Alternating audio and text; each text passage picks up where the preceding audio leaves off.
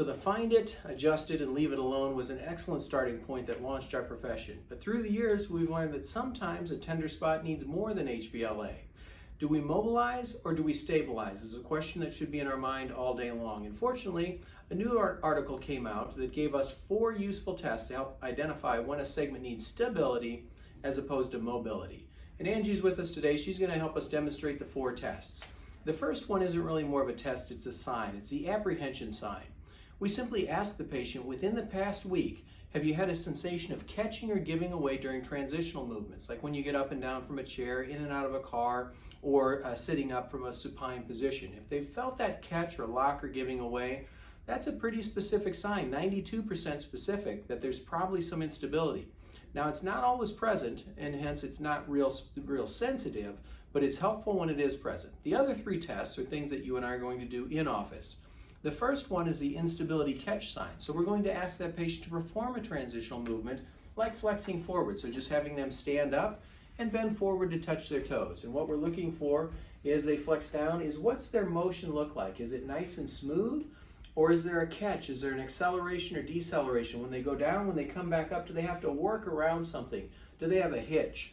When that's present, we know that there's probably some instability. So the way that we're going to confirm that is we're going to have that patient do an abdominal brace. You can put your hands on their ribs and have them resist your compression. So once they brace the abdomen by pressurizing that canister, we have them repeat that test. So bend forward one more time, and as she bends forward and comes back up, if the pain now goes away, what it's told us is by adding artificial stability to that system, the catch is going away. So that's a good clue that we probably need to add some stability to that system.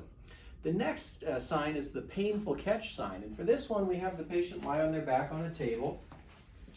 And we're again going to take them through a movement that puts a little bit of shear in the lumbar spine. So we simply are going to ask that patient with their straight legs to lift them up about 2 feet, and then we're going to let them go and have them put their legs down.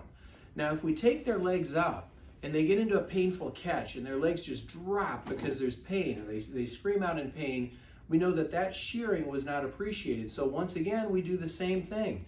We're going to ask that patient to brace, not allowing them to push in, so they're pushing out against our resistance. They've braced their core, keep that brace, but don't hold your breath, and now let your legs down one more time. And if this time it's nice and slow and smooth, there wasn't a catch in that process, again, one more confirmation that there's probably some instability in the system. And the last test, one that's been around for quite some time, is the PA shear and then the prone instability test. And the way this one works is we're going to shear through each segment of the spine. So we have the patient lie off the end of the table. It's tough on a flexion distraction table. We're going to have them lie off the end of the table with their legs relaxed. I'm going to palpate L5 and put a PA shear through it of a couple of pounds. L4, a couple of pounds. And the patient's probably going to say, ouch, that hurts at a level, probably at L5 or L4. So once again, we're going to incorporate artificial stability, but not the same way of just bracing this time. We're going to ask them to lift their legs off of the ground a couple of inches, and now I'm going to shear one more time and see what happens to the pain. Thanks, Angie. So if the patient reports that during that second maneuver, once they pressurized their abdomen, when they lifted the legs off the ground, we've engaged the deep spinal stabilizers, the multifidi, the intraversarii, and by doing that, create additional stability. If the pain goes away to where it hurt on the PA shear when they were relaxed, but the pain goes away when they pressurize their abdomen and stabilize those muscles, now we're pretty certain that there's instability. Like any test, no one test in isolation gives us the answer. It's usually a cluster. And that's what the study this week told us. That if we see 3 of those 4 positive, it's about 92% specific for spinal instability. But we're not always going to get 3 of them positive. If we see 2 of them positive, we have 90% sensitivity for those tests. So by looking at more than one test, we can get a better answer. When we find that, and that's positive in 2 or 3 of those tests, we know that the patient is asking, please stabilize that segment. That segment probably isn't going to appreciate mobility. The neighbors might, the sacroiliac joints, the joints above or below that, but that segment needs stability. So we give them the big 3 or 4. We give them a bird dog, a dead bug, a side bridge, and a curl up. And by doing that, we teach them to pressurize their canister, which is so critical. If they had an injured spine, think of it like an injured spring that's just about ready to break.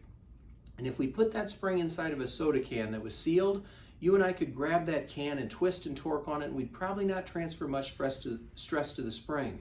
But if we opened the can and there was a leak in that pressurization, Now our forces go right into the spring and we break the spring, and that's what's happening to discs and facets and muscles and tendons and ligaments in the spine of spines that are unstable. So by teaching that patient to brace and to pressurize, we get them better much more quickly than we would with solely manipulation. Hope this information helps. Hope you'll enjoy the blog. If you'd like to check out future blogs, make sure you sign up for the free blog each week. We'll look forward to connecting again. Thanks for watching.